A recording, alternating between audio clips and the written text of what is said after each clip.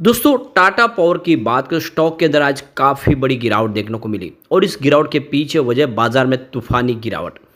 लेकिन इसके बीच में आप देखें तो कल हमारे सामने क्वार्टर वन का रिजल्ट होगा। क्या इस रिजल्ट के बाद एक ज़बरदस्त तेज़ी फिर से आ सकती है? और जैसे कि स्टॉक काफ़ी ज़्यादा करेक्ट हो चुका है, क्या इस लेवल पे खरीदारी करनी चाहिए? तो जो क्वार्टर वन का रिजल्ट है उसका प्रीव्यू हमारे सामने आ चुका है। क्या है अंदाज़ा रिजल्ट का, ब्रोकरेज हाउस का क्या कहना है उसको समझने की कोशिश करेंगे और एक और अच्छी गुड न्यूज़ है जिसको इस वीडियो के माध्यम से डिस्कस करेंगे। दूसरी तरफ अगर हम टाटा स्टील की बात करें तो कंपनी ने अपने क्वार्टर वन के रिजल्ट को डिक्लेयर कर दिया है। इस बार प्रॉफिट काफ़ी अच्छा रहा है लेकिन रेवेन्यू थोड़ा सा गिरा है।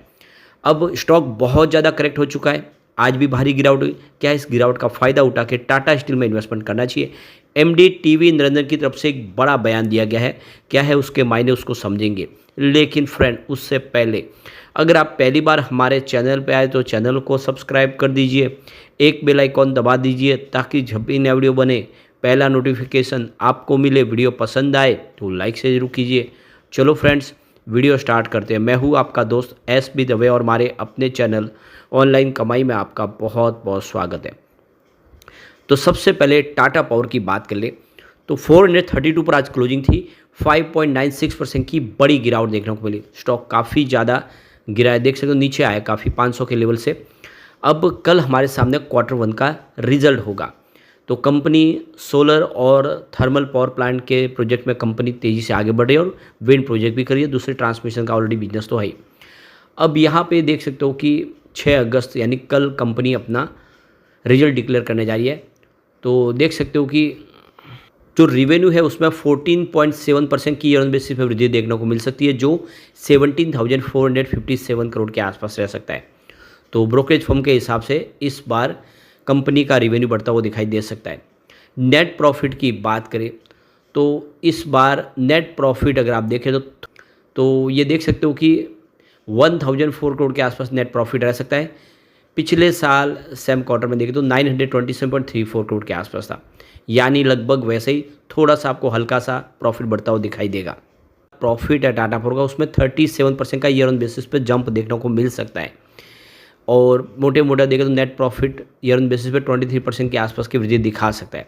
यानी कुल मिला के प्रॉफिट बढ़ने की भी संभावना यहाँ पे दिख रही है। करंटली टाटा पावर को 10 ब्रोकरेज हाउस कवर कर रहे हैं, उसमें से 2 की होल्ड की रेटिंग है और बाकी अगर आप देखें तो इसमें 11 सेल की कॉल दे रहे हैं। ज़्यादा करके जो ब्रोकरेज हाउस है इस समय स्टॉक को महंगा समझ रहे हैं और इसमें बिकवाली की सलाह दे रहे हैं। अब यहाँ पे B&K सिक्योरिटीज़ के एक्सपर्ट का कहना है कि थर्मल और सोलर पावर जनरेशन की जो कैपेसिटी है उस पर अच्छी खासी वृद्धि देखने को मिल सकती है। तो ब्रोकरेज हाउस का कहना है कि इसका जो रिवेन्यू 11.8% की वृद्धि दिखा सकता है, जो 17,019 करोड़ के आसपास रह सकता है। और यहाँ पे दूसरी तरफ देखिए इलेक्ट्रिसिटी का जो बिल की जो आप देखें तो यूनिट पर यूनिट प्राइस बढ़ेगा, उसका असर भी रिजल्ट में पॉजिटिव देखने को मिल सकता है। अब एक और जो बड़ी गुड न्यूज़ निकल के आई है, यहाँ पे टाटा पावर ने एक LOI साइन किया है PFC कंसल्टिंग के साथ में SVPV कंपनी को एक्वायर करने के लिए। तो टाटा पावर ने एक्सचेंज को जानकारी दी है कि उनको लेटर ऑफ इंटेंट मिला है PFC कंसल्टिंग की तरफ से प्रदीप ट्रांसमिशन लिमिटेड कंपनी को एक्वायर करने के लिए स्पेशल पर्पज़ व्हीकल के बिजनेस के तहत। तो ये देख सकते हो कि यहाँ पे कंपनी को एक बड़ी कामयाबी मिली है। कंपनी पिछले 35 सालों से ट्रांसमिशन का बिजनेस कर रही है। टाटा पावर की तरफ से कहा गया कि जो कमर्शियल ऑपरेशन है वो 24 महीने के बाद शुरू हो जाएगा SPV के एक्विजिशन के बाद। तो कुल मिला के टाटा पावर के लिए संभावना पॉजिटिव। और तो कल जैसे ही टाटा पावर का रिजल्ट आएगा उसके बाद में उसको हम जरूर डिस्कस करेंगे और एनालिस करके सोचने की कोशिश करेंगे कि आगे की क्या रणनीति बन सकती है, टाटा पावर में क्या निवेश करना चाहिए या फिर इस स्टॉक से अब निकल जाना चाहिए। तो वो रिजल्ट के बाद समझ में आएगा। वैसे फंडामेंटली कंपनी बहुत ही अच्छी है क्योंकि कंपनी ग्रीन एनर्जी सेक्टर में काम करती है, काफ़ी मजबूत इसका पोर्टफोलियो। सबसे बड़ी बात है हर घर सूर्य जो मुफ्त बिजली योजना शुरू किया प्रधानमंत्री की तरफ से, उसमें भी कंपनी तेज़ी से अपने कारोबार को आगे बढ़ा रही है, सोलर रूफटॉप लगा रही है और देख सकते हो कि लगातार इनका बिजनेस बढ़ रहा है। अब चलते हैं टाटा स्टील की तरफ। तो 149 पर क्लोजिंग थी। 5.61% की भारी भरकम गिरावट देखने को मिली। अब इसमें प्रॉब्लम ये है कि पिछले कुछ दिनों से ऑलरेडी स्टॉक करेक्ट हो रहा था। 184 का हाई बना के स्टॉक लगातार नीचे आया और फाइनली 150 से नीचे चला गया। तो काफ़ी ज़्यादा इसमें गिरावट हो चुकी है और यहाँ पे इस गिरावट के बाद भी अगर आप देखें तो ICICI सिक्योरिटीज बहुत ज़्यादा बुलिश है और वो 200 का टारगेट दे रहे हैं। तो देख सकते हो कंपनी का कहना है कि इस बार जो कंपनी का जो बिजनेस है वो काफ़ी ठीक रहा। क्वार्टर 1 में कंपनी का एबिटा मार्जिन में अच्छा खासा सुधार हुआ है और कंपनी की प्रॉफिट में वृद्धि हुई है। क्वार्टर ऑन क्वार्टर बेसिस पे देखें तो प्रदर्शन अच्छा है। कंपनी का जो ग्रॉस डेट है वो उसमें 58 बिलियन रुपीज़ की वृद्धि देखने को मिली है और उसके पीछे वजह जो डेट बढ़ा है तो कि कंपनी में वर्किंग कैपिटल रिक्वायरमेंट काफ़ी ज़्यादा थी। कंपनी ने कुछ अधिग्रहण किए, कंपनी ने अपने प्रोजेक्ट बिजनेस को बढ़ाया, उस वजह से हुआ है। लेकिन ओवरऑल देखें तो प्रदर्शन बेहतर है और उम्मीद की जा रही है कि आने वाले समय एक अच्छी तेज़ी बन सकती है। तो निवेश की सलाह बन रही है यहाँ पे।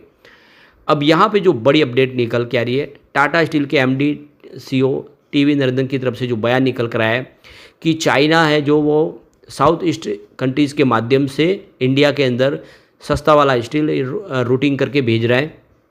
तो यहाँ पे जो स्टील कंपनियाँ इंडिया की काफ़ी मजबूत है, फंडामेंटली साउंड कंपनियाँ हैं और अच्छा बिजनेस भी कर रही है और एक क्वालिटी प्रोडक्ट बना है जिसकी विश्व के देशों में अच्छी डिमांड है। लेकिन वो चाइना का जो एकदम सस्ता वाला जो स्टील है वो इस सेक्टर के लिए प्रॉब्लम क्रिएट कर रहा है। तो इसकी वजह से देखें तो काफ़ी कंपनियाँ इंपोर्ट कर रही है चाइना का स्टील साउथ ईस्ट कंट्रीज़ के माध्यम से। तो इससे देखें तो एक तो एक्सपोर्ट है वो काफ़ी कम हुआ है इंडिया का और दूसरी तरफ इम्पोर्ट लगातार बढ़ रहा है।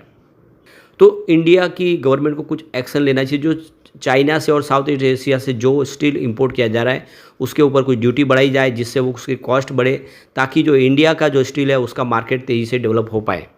तो चाइना यहाँ पे डायरेक्ट इंडिया में अपना स्टील नहीं बेच रहा बल्कि वो साउथ ईस्ट एशिया के माध्यम से इंडिया में स्टील बेच रहे हैं।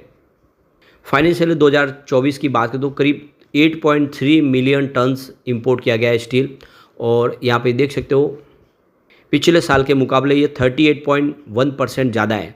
और एक्सपोर्ट अगर आप देखें तो यहाँ पे मात्र 11% के आसपास दिखाई दे रहा है जो 7.5 मिलियन टन्स के आसपास रहा है। तो एक्सपोर्ट हमारा इतना नहीं बढ़ा है जितना यहाँ पे इंपोर्ट हो रहा है। तो एक्सपोर्ट नहीं होने की वजह जो स्टील इंडस्ट्री है उनको अपने जो स्टील है वो इंडिया के डोमेस्टिक मार्केट में बेचना पड़ रहा है, जिससे प्राइस प्रेशर आ रहा है, वो ज़्यादा प्राइस नहीं बढ़ा सकते और इसी वजह से उनका जो प्रॉफिट है उसमें कमी आ रही है। तो यहाँ पे गवर्नमेंट को कोई स्टेप उठाना पड़ेगा जिससे स्टील इंडस्ट्री को आने वाले में प्रॉब्लम जो है उसका कमी आ सके और बिजनेस अच्छे से चल पाए। तो ये कुछ प्रॉब्लम है जिसकी वजह से स्टील सेक्टर दबाव में। वैसे देख सकते हो कि रिजल्ट इस बार काफ़ी बेहतर रहा है। यहाँ पे सेल्स जरूर गिरा है। देख सकते हो कि सितंबर 2023 में 55,682 करोड़ के आसपास था, जो जून 2024 में गिर के 54,771 करोड़ के आसपास आया। उसी तरह से सेल्स गिरा तो रिवेन्यू खर्च भी कम हुआ है। सितंबर 2023 में 51,414 करोड़ के आसपास था, जो जून में कम होकर 48,077 करोड़ के आसपास है। वैसे ऑपरेटिंग प्रॉफिट बढ़ा है। सितंबर 2023 में 4,268 करोड़ के आसपास था, जो जून में बढ़ के 6,694 करोड़ तक पहुंच गया है। ये काफ़ी अच्छी बात है कि ऑपरेटिंग प्रॉफिट काफ़ी बेहतर बढ़ा है और पिछले 3-4 क्वार्टर में सबसे अच्छा है। अदर इनकम देखें तो सितंबर 2023 में -6,568 करोड़ की अदर इनकम थी, जो एक तरह से लॉस में बदली। इस बार अदर इनकम -6 करोड़ के आसपास, जो छोटी सी अमाउंट है। अब प्रॉफिट बिफोर टैक्स की बात करें तो देखो कि सितंबर 2023 में 6,739 करोड़ का बड़ा लॉस था और उसके पीछे वजह अदर इनकम है। और ये कंपनी ने जो पुराने अपने जो ब्रिटिश पेंशन स्कीम के लिए जो पैसे वगैरह निकाले उसकी वजह से ये अमाउंट जो है वो नेट प्रॉफिट में लॉस में बदल गया था। जून में देखें तो ये 2,377 करोड़ का प्रॉफिट बिफोर टैक्स बताए। अब नेट प्रॉफिट की बात करें तो 6,511 करोड़ माइनस था सितंबर 2023 में। इस बार 919 करोड़ पॉजिटिव रहा है और ये काफ़ी अच्छी बात है। पिछले 3-4 क्वार्टर में सबसे बेहतर हमें इस समय प्रॉफिट देखने को मिला है। ऐसे में टाटा स्टील में डीप में खरीदारी का अच्छा मौका है, खरीदारी की जा सकती है। लेकिन फ्रेंड, कोई भी इन्वेस्टमेंट करने से पहले अपने फाइनेंशियल एडवाइजर बड़े ले ले या अपना खुद का रिसर्च करें, क्योंकि मैंने वीडियो आपके एजुकेशनल पर्पज़ के लिए ही बनाया। वीडियो पसंद आए तो लाइक शेयर जरूर कीजिए और चैनल को सब्सक्राइब कर दीजिए। Thank you friends.